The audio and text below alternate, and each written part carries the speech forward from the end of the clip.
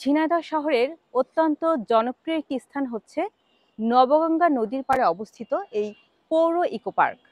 প্রতিদিন প্রায় শত শত মানুষের আসা যাওয়া এবং সময় কাটানো ঘটে এই ইকো পার্কে বসে। সকালবেলা আসলে দেখা যাবে এখানে এক ঝাঁক স্বাস্থ্য সচেতন নাগরিকেরা তাদের শরীরচর্চা করছেন বা বিভিন্ন ধরনের অ্যাক্টিভিটিস এখানে চলছে।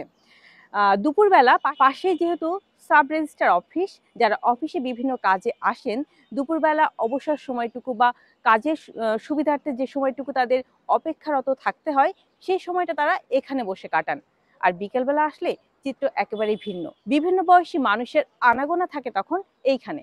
তবে খুব পরিতাপের বিষয় এই যে এত সুন্দর একটি স্থাপনা এখানে থাকলেও এবং শত শত মানুষের আসা যাওয়া থাকলেও ব্যবস্থাপনার চরম দুর্দশা।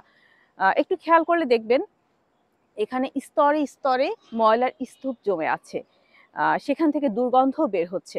তো প্রথমত যেটা আমরা দেখেছিলাম যে পৌর কর্তৃপক্ষ এবং বিভিন্ন সামাজিক সংগঠন এখানে ডাস্টবিনের ব্যবস্থা করেছিলেন। তো সেই ডাস্টবিনগুলো সদ্ব্যবহারের দুর্বলতাই বলবো যে আমরা সুষ্ঠুভাবে সেগুলো ব্যবহার করি নাই, যার কারণেই সেটারও কোনো লক্ষণ এখানে দেখা যাচ্ছে না।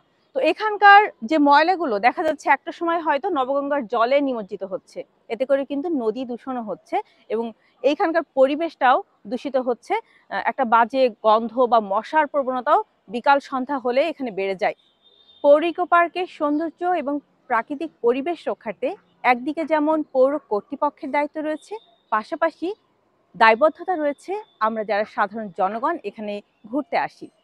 তো আমরা উভয় মিলে যদি সচেতন হই এবং যেটা বলছি যে চিপসের প্যাকেট বা ঝালমুড়ির প্যাকেটটা যত্রতত্র না ফেলে নির্দিষ্ট স্থানে ফেলি, তাহলেই এই পৌর পার্কের সৌন্দর্য রক্ষা পাবে।